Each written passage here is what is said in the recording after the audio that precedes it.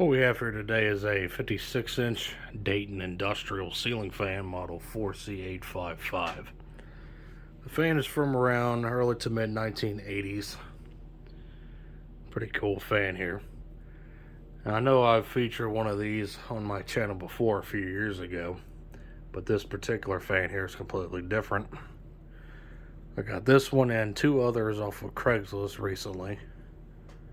They all came out of an old warehouse building, of which I don't know what kind of warehouse it was, but it was some sort of warehouse from what I was told. There was 9 total. The seller put up 6 of them in his pole barn and sold the other 3 to yours truly. But yeah, these are the old cast aluminum motor Daytons from the 80s, made by Weatherite or China Cold Storage or whatever they are. It's not really no real concrete evidence of who made these as of yet, but that's the best speculation we got. But like I said, cast aluminum motor, stamped steel blades, steel canopies, bell canopy on top, J-hook mount, bell metal canopy on the bottom.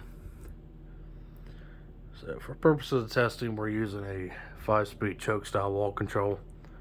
I'm not sure exactly what kind of speed control this fan would have used when it was new. Likely some sort of solid state control that was probably sold separately from the fans from the supplier. But yeah, let's go ahead and see what she does.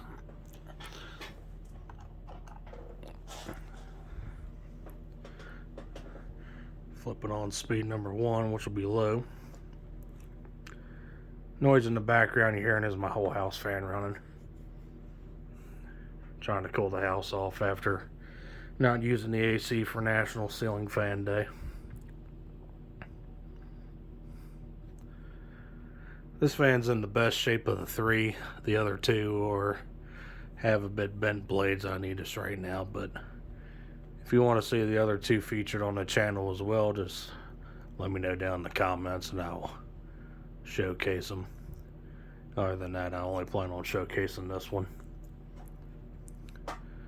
But yeah, this is low speed for this fan on this control. Pretty decent for an industrial.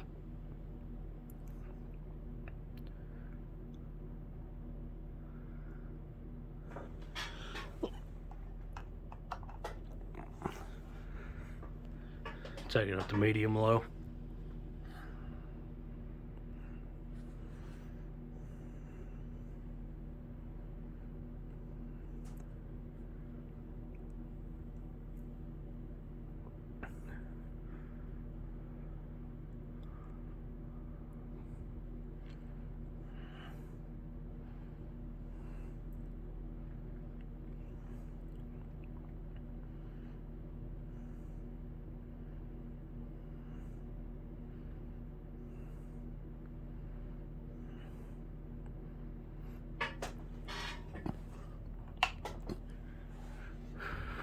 Take it to medium.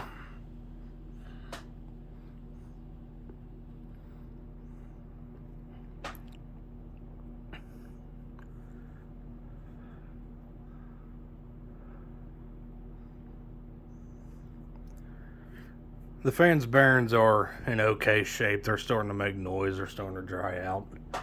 It's to be expected for an industrial this old. And it has a hum to it. Likely from the choke wall control that it's being used with. Other than that, it runs pretty smooth for its age.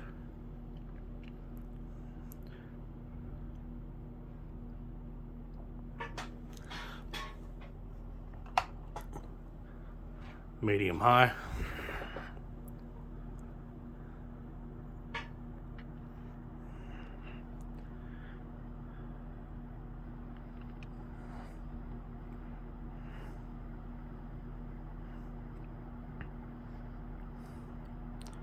Starting to push out a pretty good breeze.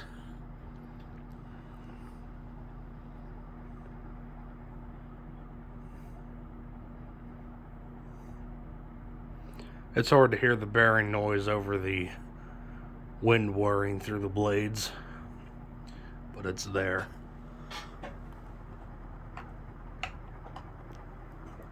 And full blast.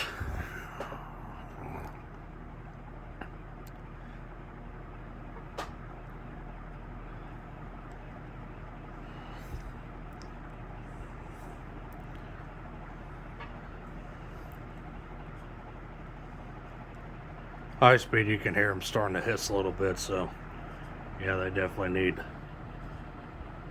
either relubrication or replacement altogether. High speed here, we're probably cranking 200, around 230 RPM, I would say. I'd say that this is definitely not as fast as these should go. I would say our 6 microfarad capacitor up in the lower canopy is drifting a little bit. I think these things should go a bit faster, roughly around 250 if I'm not mistaken. But despite that, it still throws out a good breeze. Definitely a very powerful industrial fan.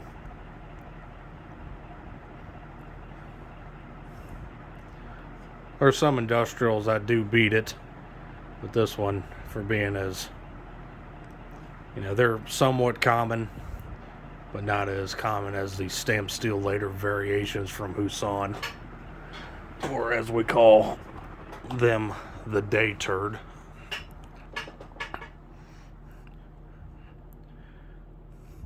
The successor to this fan was called what we call the ring fans. They were made, I believe, by the same outfit, China Cold Storage, Weatherite. They were stamped steel, and they had a decorative ring on the bottom of the motor for just decorative purposes. It served no other purpose.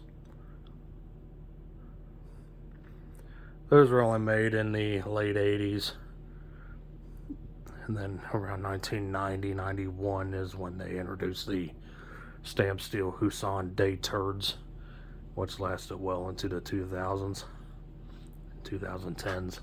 I forget when they stopped making them.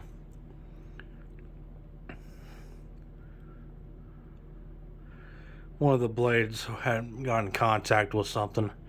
That one right there that you just saw pass by. I'll give an up close look once the fan stops.